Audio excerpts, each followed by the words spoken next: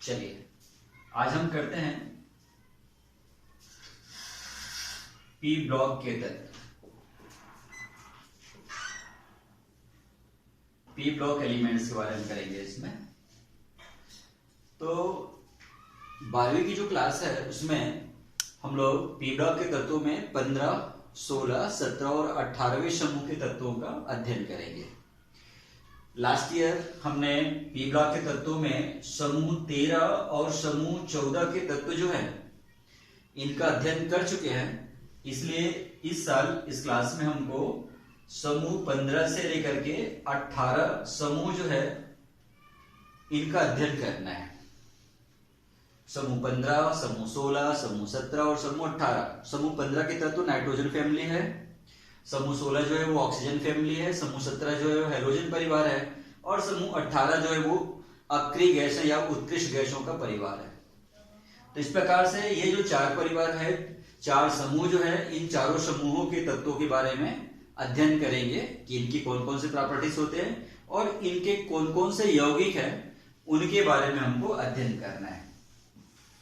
तो P block के तत्वों के बारे में आप लोग सब जानते हैं। पी ब्लॉक के तत्व जो है वो ऐसे तत्व होते हैं जिनके संयोजी कोष का अंतिम इलेक्ट्रॉन पी ऑर्बिटल में होता है।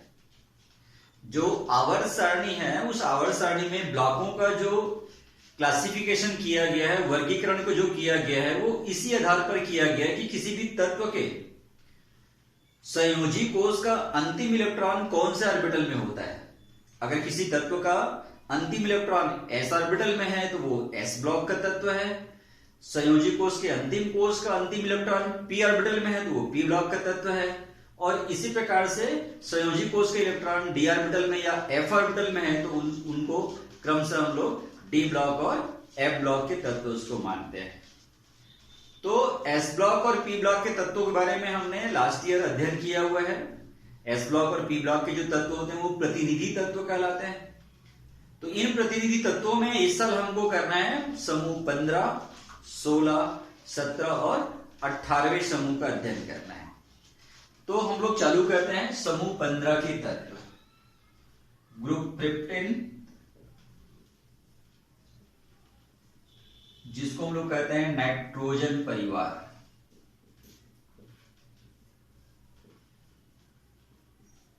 तो नाइट्रोजन परिवार, इसमें सदस्य जो है वो नाइट्रोजन, फास्फोरस, आर्सेनिक, एंटीमनी और बिस्मथ है। ये पांचों तत्व जो है वो समूह 15 के तत्व है। इनके सबके संयोजी कोष जो है उस संयोजी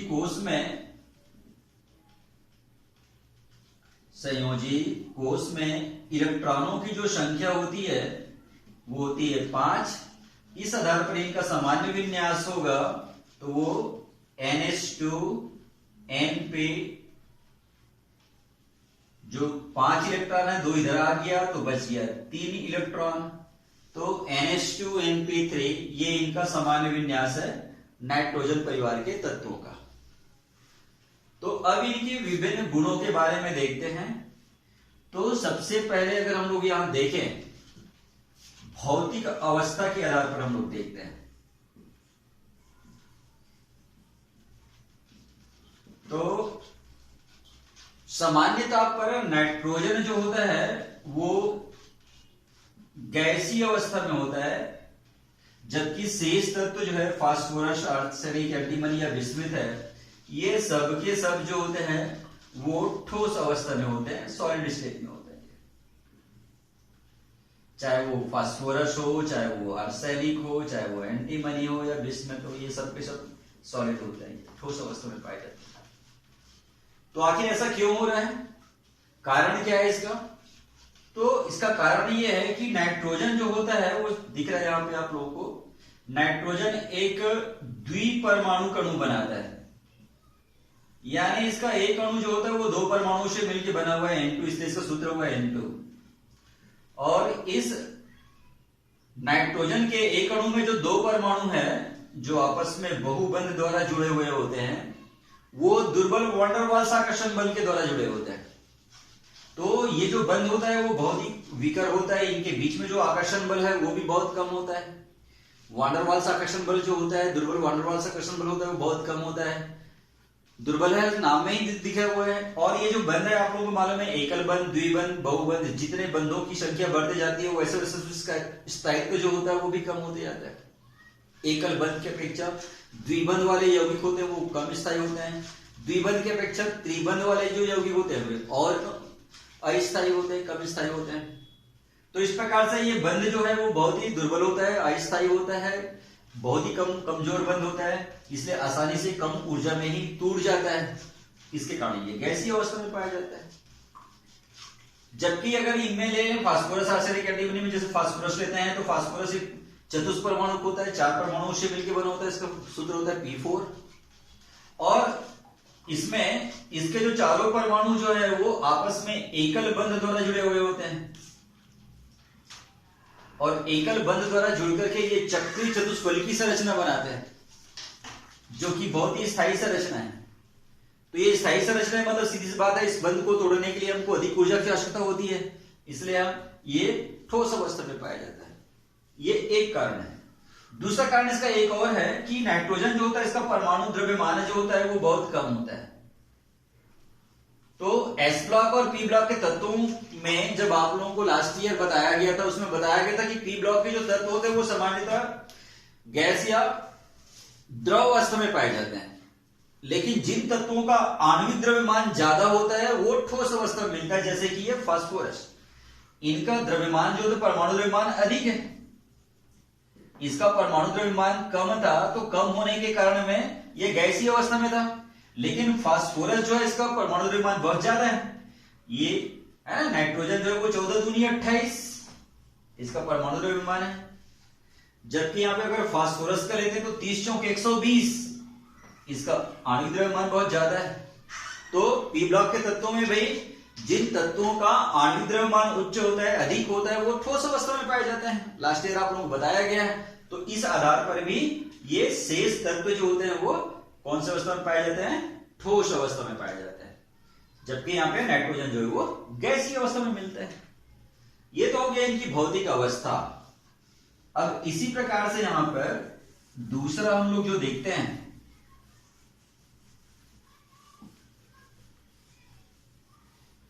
चलिए देखिए इनके हाइड्राइडों के बारे में देखते हैं।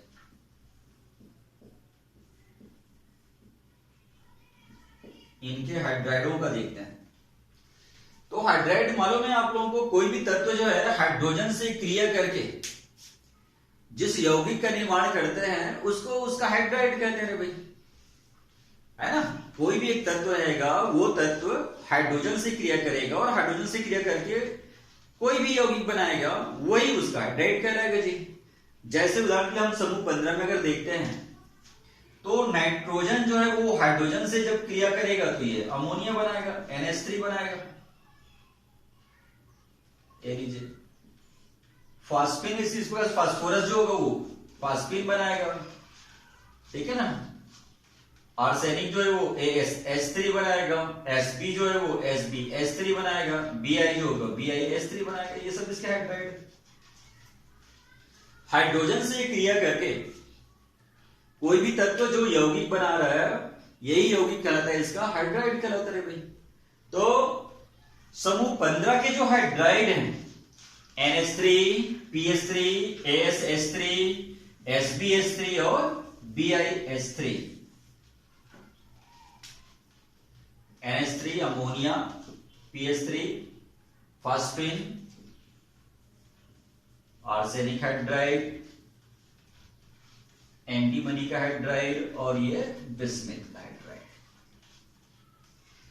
तो इन हाइड्राइडों के बारे में अब अध्ययन करते हैं कि वास्तव में ये हाइड्राइड जो है कैसे होते हैं, इनकी क्या क्लासिफिकेशन है, इसका वर्गीकरण इसको किस प्रकार से है, इसके क्या क्या इसकी विशेषताएं हैं, इन विशेषताओं के बारे में देखिए। तो सबसे पहले इनका देखते हैं भौतिक अवस्था।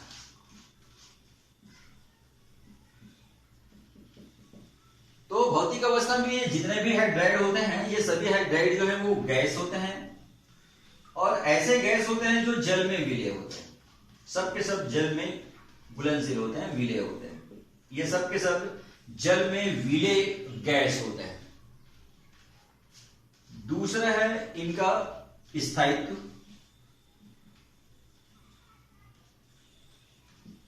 तो इन सब में इनका जो स्थायित्व होता है वो NH3 से BiH3 तक इनका स्थायित्व जो है लगातार घटने लगता है। यानी NH3 सबसे अधिक स्थायी होता है और BiH3 जो है वो सबसे कम स्थायी होता है। क्यों ऐसा हुआ? तो कारण इसका यह है कि जैसे जैसे परमाणुओं के आकार में वृद्धि होता है, भाई हम जानते हैं कि किसी भी समूह में ऊपर से नीचे की ओर जाते हैं तो तत्वों के परमाणुओं के आकार में लगातार क्या होती जाती है? वृद्धि होती जाती है। इसका आकार सबसे छोटा है, बड़ा बड़ा बड़ा सबसे बड़ा। तो जैसे जैसे इसमें हम लोग समूह में ऊपर से नीचे जाते हैं तो वैसे वैसे क्या होता है? परमाणुओं के आकार में वृद्धि होता है। उसके कारण में जो इनके और हाइड्रोजन के बीच में जो बंध पाया जाता है, जिसको मैं अभी MH बंध किया हूं, M मतलब मेटल, ये सब तत्व जो है इनको बारे में M से दर्शा दिया हूं इसको। MH बंध जो होता है, इस MH बंध का की जो स्थायित्व जो है वो घटने लगता है, स्थायित्व में कमी आती है, प्रबलता में कमी आती है। MH बंध की प्रबलता घटने लगती है। तो MH बंध की प्रबलता, अगर बंध की प्रबलता घटेगी तो निश्चित रूप से उनका जो स्थायित्व होगा वो क्या होता जाएगा? घटते जाएगा, आसानी से टूटते जाएंगे बंध। इसी प्रकार से है विषाक्तता।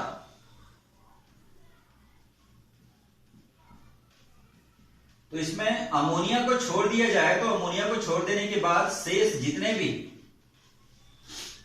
हाइड्राइड होते हैं ये सब के सब विषैले गैस होते हैं, अति विषैले गैस होते हैं, अति विषैले होते हैं। बाकी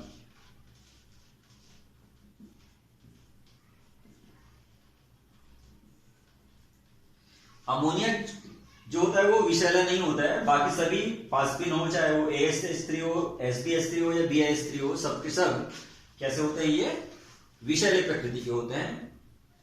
इसी प्रकार से है इनका हाइड्रोजन बंध बनाने की प्रवृत्ति।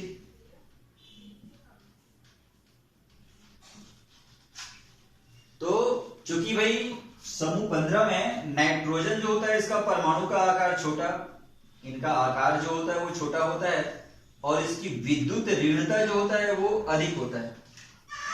विद्युत ऋणता का जो गुण होता है वो अधिक होता है। इसलिए नाइट्रोजन जो है उसमें हाइड्रोजन बंध बनाने की प्रवृत्ति होता है। NH3 जो होता है उस NH3 में अंतर अणु हाइड्रोजन बंध पाया जाता है। लेकिन सभी जो है बाकी जो है उनकी विद्युत ऋणता जो है वो कम होता है। बाकी तत्वों की विद्युत ऋणता वो कम होती है।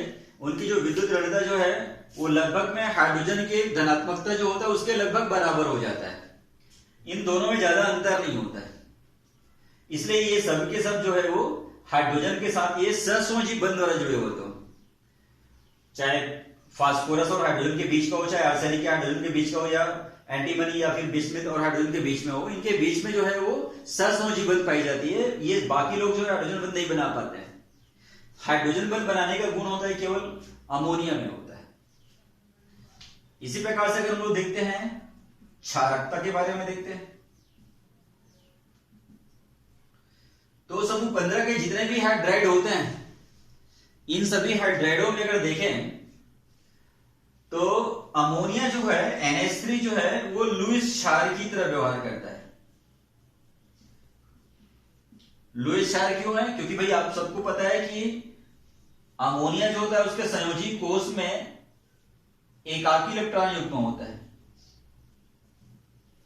और इस एकाकी इलेक्ट्रॉन युग्म को ये इलेक्ट्रॉन युग्म जो ग्राही अणु होता है उनको दे करके उनके साथ उपसहसंयोजी बंध बनाने की प्रवृत्ति रखते हैं। और चूंकि आप सभी जानते हो कि जिनमें एकाकी इलेक्ट्रॉन युग्म दान करने की क्षमता होता है वो लुईस क्षार होता है। इसलिए यहां पे अमोनिया जो रहता है वो लुईस क्षार है, प्रबल क्षार है। बाकी सब के सब ये दुर्बल क्षार होता है। अमोनिया की अपेक्षा बाकी जो हाइड्राइड होते हैं उनकी क्षारकता जो होती है वो कम होती है। कारण क्या है? कारण इसका यह है कि अभी बताया था मैं आप लोगों को, परमाणुओं के आकार में वृद्धि होने के साथ साथ जो एकाकी इलेक्ट्रॉन युग्म होता है उसका जो घनत्व होता है उसमें कमी आ जाती है। जो एकाकी इलेक्ट्रॉन युग्म के घनत्व जो है उसमें कमी आएगी तो एकाकी इलेक्ट्रॉन युग्म दान करने की क्षमता ही कम हो जाता है। इसके कारण इसकी क्षारकता जो होती है, बाकी लोगों की जो क्षारकता होती है वो बहुत कम होती जाती है। यानी सीधी सी बात है कि NH3 से लेकर के BiS3 तक जाते हैं तो लगातार इसकी क्षारकता जो है वो लगातार क्या होती जाती है, घटते चली जाती है। और इसी प्रकार से एक आखिरी देख लेते हैं इसमें अपचायक।